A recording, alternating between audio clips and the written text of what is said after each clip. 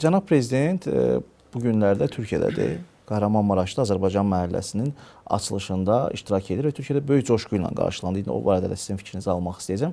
Daha sonra Türkiyədə bəzi qüvvələrin, xüsusilə də bəzi telekanallarda, bəzi müxalifət yönümlü qüvvələrin Azərbaycanı bu İran-İsrail münaqişəsində suçlamaq, türklər dilində desək, fikirləri var. Bəzi qüvvələrini və bizim dövlət artıq üstörtülü yollarla ona cavab verdi. Hətta Cənab Prezident Fələstin səfirini qəbul etdi elə bu münaqişə ərəfəsində. Türkiyədə bəzi qüvvələrin Azərbaycanın bu qardaşlıq, belə deyək də, strukturuna, qardaşlıq gücünə niyə təsir etmək istəmələri var? Yəni, səbəb nədir? Əvvəl onu qeyd edeyim ki, Azərbaycan-Türkiyə dostluğu, qardaşlıq sınaqlardan çıxmış dostluqdur. Biz həm də 2021-ci ilin iyun 15-də Şuşa bəyannaməsini imzalamaqla həm də öz dostluğumuzu, qardaşlığımızı bir hərbi müttəfiqlik səviyyəsinə yüksəltdik və münasibətlərimiz heç bir zaman bu cür yüksək səviyyədə, zirvə nöqtəsində olmayıb. Bunu gərək etiraf edək. Və elə 2023-cü ilin fevral ayının 6-sında qardaş dövlətdə baş vermiş əsrin faciəsi, əsrin fəlakəti, əsrin zəlzələsi adlandırılan bu zəlzələ zamanı onun ağır fəsadlarının aradan qaldırılmasına Azərbaycan dövləti Türkiyənin yanında yer aldı. 53 min, təxminən 54 minə yaxın insan itirdi Türkiyə dövləti. Elə təxminən 13 minə yaxın ilə Kahramanmaraş şəhərində itirdi. Azərbaycan nümayəndə heyətinin tərkibində mən də o Kahramanmaraşda oldum və bir çox hadisələri, onun ağır nəticələrini öz gözümlə görmüşəm. Və eyni zamanda Kahramanmaraşda Azərbaycan məhləsində də olduq. Hələ o zaman tikinti işlərini yavaş-yavaş yerlər ayrılırdı, ilkin addımlar atılırdı. O zaman biz olduq orada, 2023-cü ildə.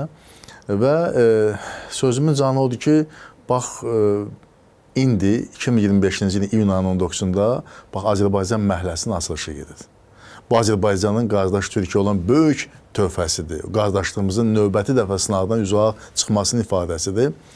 Və Azərbaycan dövləti 90-dan artıq binanı tikib orada. Və orada 1200 ailə həmin mənzillərdə yerləşdiriləcək.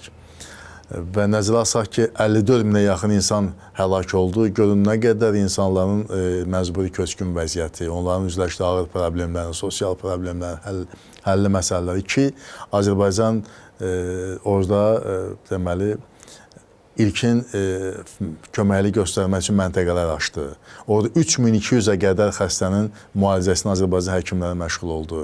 Azərbaycan axtarış xilasedici işlərlə məşğul olan insanlar 53 nəfər Türk vətəndaşını o dağıntılar arasından sağ-salamat çıxartdı. Bunlar hamısı bu fikirləri Azərbaycan Prezidenti Cənab İlham Əliyev, Türkiyəli həmkarı, qardaşı Cənab Ərdoğanla birlikdə keçirilən o mərasimdə söylədi, o nitqində söylədi.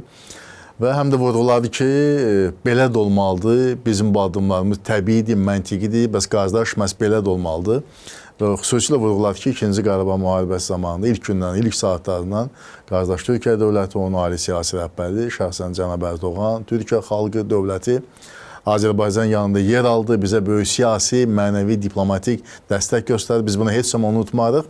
Bax, bu hadisə də böyük zəlzələ baş verərkən də Azərbaycan Türkiyənin yanında yer aldı və qeyd etdi ki, bütün Azərbaycan xalqı uşaqdan böyüyə qədər səfərbər olmuşdu ki, hər öz gücü daxilində ən kasıb insanlar belə bir yorğana imkanı çatırdısa, onu da istəyirdi ki, qardaş Türkiyə dövlətinə göndərsin ki, kiməsə bir faydası dəyər. Yəni, bu bir, necə deyərlər, planlı şəkildə məqsəd edilmirdi. Bu, hər kəsin içindən gələn bir arzu idi, istək idi.